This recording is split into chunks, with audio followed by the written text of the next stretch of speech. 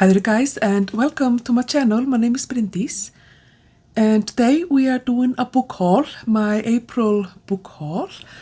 So these are all classical literature that I've been buying, I would say, since late February and just kind of collecting in order to do like a big haul. So yeah, is a combination of books that I have already read and just I wanted to have the physical copy of, as well as new books that I'm either collecting the author or are just books that I think I really feel I need to have in my collection and something that I'm going to be reading at some point.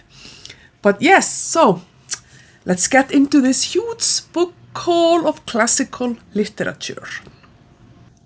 I'm gonna start by showing you books that are a little bit older, or that is the books, not the books themselves, but the original publication is a little bit further back in the day. And so two of those are books that I've already read. I read them in college. I did a degree in English language and literature, and we read several, I did a course on like influences in English and English literature, and so we read Homer, the Odyssey, as well as Homer's the Iliad in that course. We also read like the Bible and some other things I don't remember, except maybe some other mythological text I can't quite remember, but I do remember reading both of those. I loved the Iliad, and I've read it a couple of times since, actually. Well, maybe not necessarily like every single page, but it's just, and it's really nice also to have it in a good, like a Penguin edition, so I can read the introduction and get even more knowledgeable about Homer and this basic piece of work. The Odyssey, like I read that one as well, but I didn't enjoy it quite as much.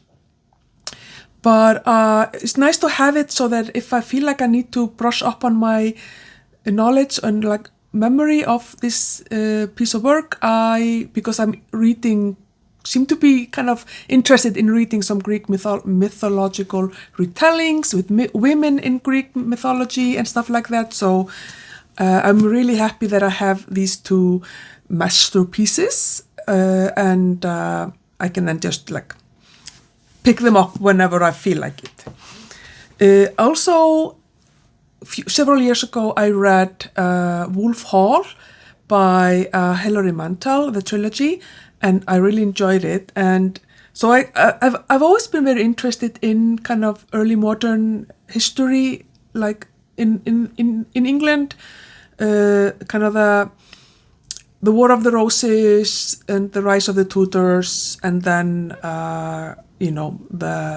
things that happened in about maybe 200 or 300 years during approximately the 15th, 16th, and 17th century. It's been kind of my main interest in English history, has been in the history of England from there. And I've been very curious about Mr. Thomas More. And also because of Wolf Hall, he is one of the characters there. And I think that he had such an interesting life, and working there with Henry VIII who became quite, a character in his later years. So I haven't read this. I started to listening to it as an audiobook, but I gave up. I think this is more of a book that you need to read.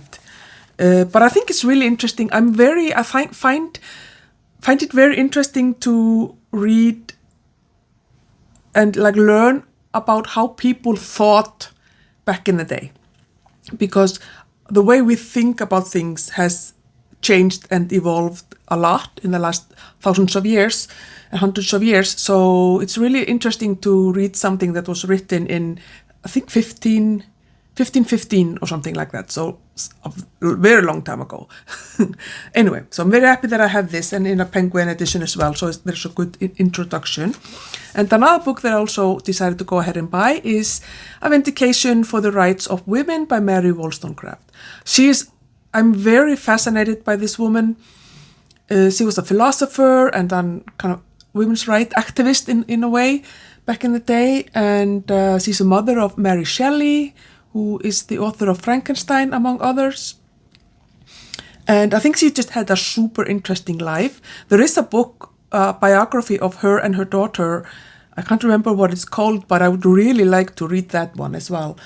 But yeah, A Vindication of the Rights of Women. This was published, I think, in 1790, somewhere close to the end of the 18th century. But I'm really excited to read that. And I do have it as an audiobook as well. But I think sometimes some of these texts, it's just easier to actually read them as hard in like physical form.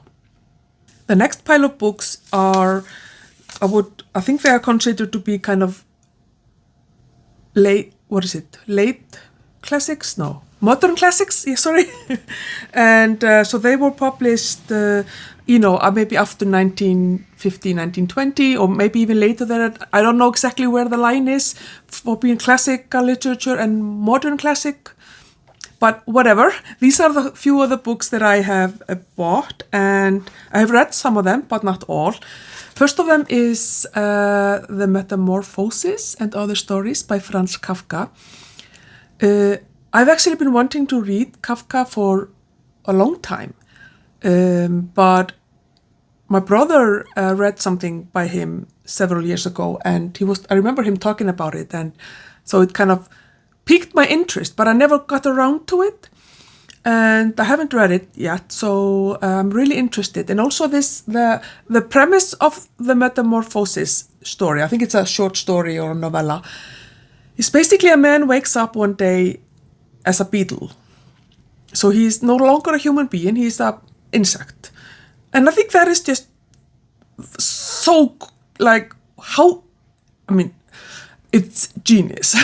So I'm really interested in reading this story and finding out how life is if you are all of a sudden an insect. But so I'm really interested in this one. And this one was published in 1915, The Metamorphosis at least.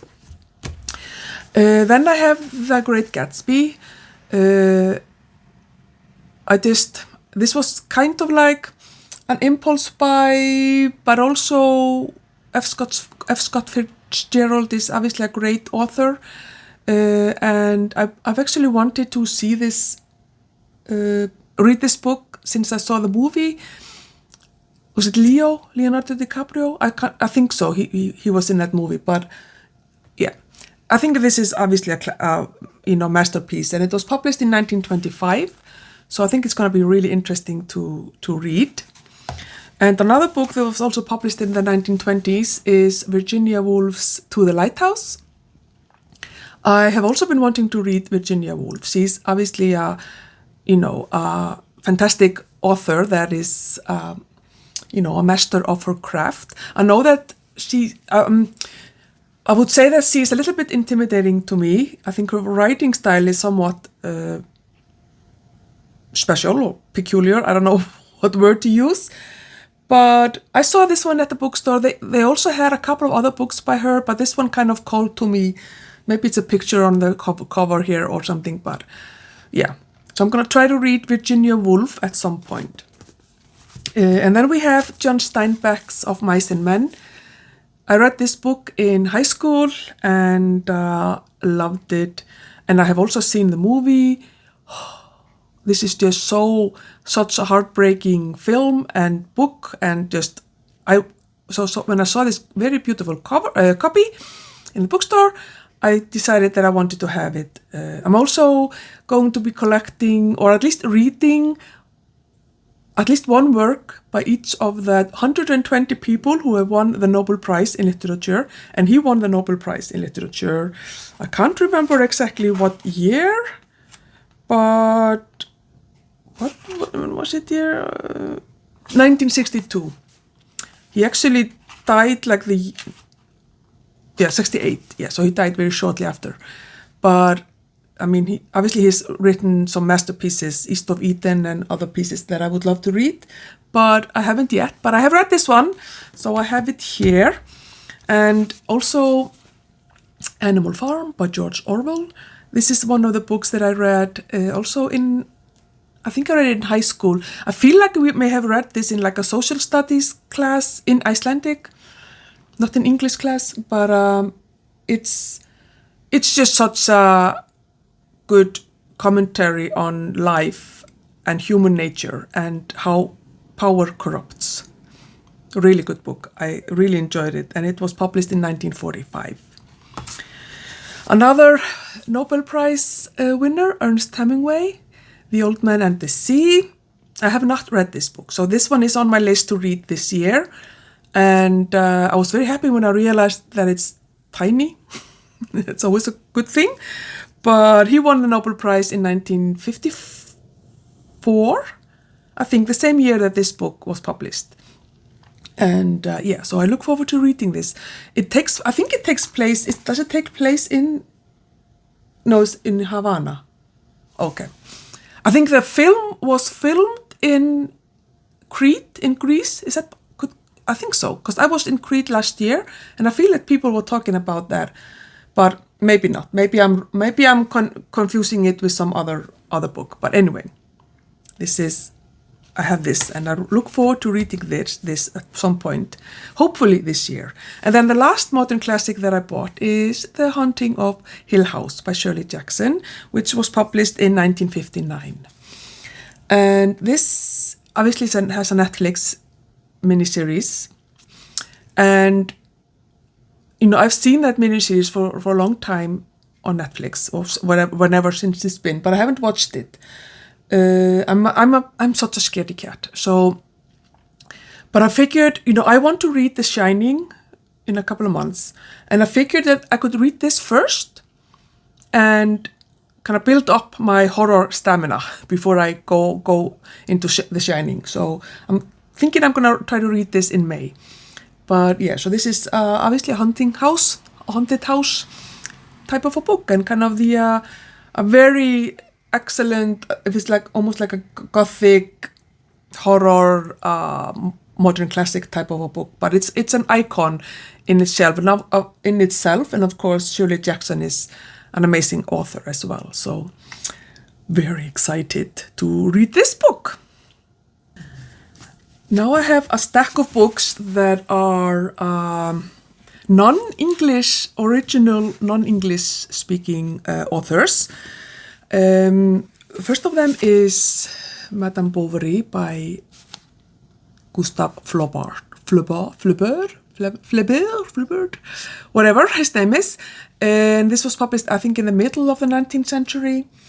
And I have this book as an audiobook narrated by Davina Porter. So I'm definitely going to be listening to that because he is one of my favorite narrators. But I also wanted to have the hard copy, especially if I'm going to maybe review it or like annotate or whatever. So I want to have a copy to do that. I like doing these kind of hybrid reads, so I can maybe do a chapter in audiobook and chapter in physical form, stuff like that. So this was anyway though. So this is a really, I think, famous story about a woman who marries a man who turns out to be a bore, and possibly she takes a lover or something like that. I'm not 100% sure, but yeah, I'm really excited about that one. And then other books that I really want to read are Russian. I want to read some Russian literature. So I picked up 3 Russian books, and one of them is The Master and Margarita by Mikhail Bulgakov. I've been seeing this book all over booktube, so I was a little bit influenced for sure buying this book, but it seems very intriguing to me. And when I saw this edition, I just I really enjoy it. Like, it's so cool. I don't know a lot about this book, so I do admit that this was somewhat of an impulse buy, but it's nice to have a Russian author that is not Tolstoy or Dostoevsky, branch out a little bit. So, Master and the Margarita, I'm excited about that. And one of the books that I decided to try to read this year, if I can get to it, is War and Peace by Leo Tolstoy. And I love this edition. It's the same edition as the other one, just a little bit different of a pattern. But this book is like bigger than my head. It's huge. Yeah, but I definitely want to get to it. I've been wanting to read War and Peace for like years and years, but it's just so big and intimidating that I just haven't gotten to it. So I'm pretty sure this is also going to be a hybrid, like reading it and listening to it in return. Like, I think so, but if I can, I think I have it as an audiobook. But War and Peace by Leo Tolstoy, and then I also decided to go ahead and buy Anna Karenina. So perhaps I will begin with this book. It's a little bit smaller than War and Peace, and I feel a little bit less like intimidating, but I don't know, maybe it isn't really any easier. But definitely want to read this one as well. This is one of those kind of classical literature that I just feel like I really, really want to read before I die, basically, but hopefully before that. Way before that. But yeah, so I have these, and these editions are they are quite big and massive, but they look so nice. They're beautiful. They're beautiful! I have 2 more books to show you that are classics by classical authors that everybody knows, that I have not read, but I bought them because I want to just own all or most of the books by this author, and stuff like that. So first of them is George Eliot's Silas Marner, I think. Silas Marner. And I read her Middlemarch book in March, and I also have her Floss something, Floss on the Mill, Mill on the Floss. I don't remember. So those are 2 of the books that I own, and I want to own more of her books. Middlemarch is one of the, if not the best book I've read ever. So Silas Marner, it's gotten quite good reviews as well. So it's going to be interesting to read this book at some point. And then I decided to go ahead and buy David Copperfield by Charles Dickens. I really want to read Damon Copperhead. I can't remember the author, but she has, that book won the Women's Prize for Fiction last year, I think, or the year before, and it's been everywhere, and I really want to read it, but I figured I should read this one first, because it's kind of based on this, or somehow, channels this book. So, but it's, again, huge. What's with all these huge books, people? It's crazy. But yeah, so I want to read this before I read the other one. When I will read it, I don't know. We will see. But there are so many classics that I want to read that I like. But at some point I will be reading this book, and I look forward to it. The last stack of books that I have to show you are books that I have read, but they're classics, and I really want to have books, like physical books, paperback books of these copies. Now, firstly, I have 4 of Jane Austen's books here. I do have a beautiful edition of her 6 novels that you can see here, and it is so beautiful, and it's just so beautiful that I cannot use them as a book. I don't want to get them I don't want them to look used. I just want them to stay pristine and in this shelf looking beautiful and decorative. So I decided that I was just gonna go ahead and buy the hard copies, the paperbacks of her 6 novels, and I'm hoping to get my hands on the shorter ones and the unfinished ones as well. But so far I have managed to get my hands on 4 of her novels, and I'm very excited about that. So we have Pride and Prejudice, we have Emma, we have Mansfield Park, and we have Northanger Abbey. And I'm very happy. I decided to go ahead and try to get them all in Penguin, even if it's not the same, like they don't look the same, because Penguin obviously changed their design. But never mind, it's fine. It's fine. But yeah, I decided I want all of those books in the Penguin editions. There were some other editions like Sense and Sensibility and Persuasion were in the bookstore when I bought these in other type of editions, but I didn't buy them because I want them to be all Penguin for my Jane Austen collection. And I like the look of it. Well, what is with this? Is this supposed to be Catherine Morland? What is that? Why couldn't it just be like something like this, or like a Scary Abbey type of a house? Like, never mind. Okay, never mind. Sorry, but I like the fact that I can.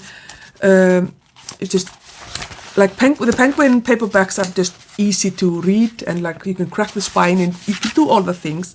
But also the introduction is really nice to have a good introduction, so I can even get to know these books even more, because I have probably read all of them, including the shorter works and the unfinished works, 5 or 6 times through.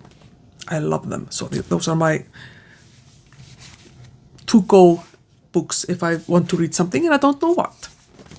And then here the rest of them I have a couple of American ones. Uncle Tom's Cabin by Harriet Beecher Stowe.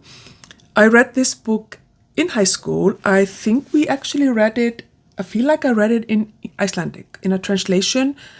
So I'm also thinking that this may have been in some sort of a social study or history type of a class, where we were probably studying social justice or something like that, because I don't know why I would otherwise read it if not in English. Because I remember reading it in Icelandic. I remember that I can see the title like in my mind and everything. So I haven't actually read this book in English. So I think that could be cool at some point. But I find it really difficult to read books that are about this extreme injustice and just horrible treatment of human beings. So we'll see if I ever get to it. But it's nice to have it on my shelf, because knowing that I have read it, even though it's been quite a while. But maybe next February, we'll see. And then also Little Women. I read this several years ago. I've seen the movies. I think there have been 2 adaptations in movie form that I've seen, both of them. I think I liked both of them. I enjoyed reading this book. I have it on my Kindle, but I've been really thinking some of the books on my Kindle, at least the ones that I want and I enjoyed, I would like to have in physical form. So I went ahead and bought this, and I think this is just, it's such a nice, I really like this edition as well. It's Signature Classics. And so it's really nice. And I don't think it doesn't have an introduction. No, it's just straight into the book, but that's fine. And I have 2 more books, so we're almost there. That I've read. Oscar Wilde's The Importance of Being Earnest. That is, I've read that play. I haven't read any other plays, so there are other plays in here that will be interesting to read. This play is obviously just absolutely hilarious, and I loved it. And I read this in college during my English degree. And Oscar Wilde is just, he's such a fantastic writer, and I really wanted to have this. I want to have more of his works. I have The Picture of Dorian Gray, and now I have this. And then the last book that I want to share with you today is Arthur Conan Doyle's The Adventures of Sherlock Holmes and The Memoirs of Sherlock Holmes. So there are 2 short story collections with Sherlock Holmes. And very excited about that. I have read the entire collection of Sherlock Holmes, all the books. So now I have the short stories. I don't know if these are, I can't remember if there were only 2 short story collections or if there are 3. Never mind. I know there are also longer books, like, was it A Letter in Scarlet? Something like that, and The Hound of the Baskervilles. I can't remember what they're all called.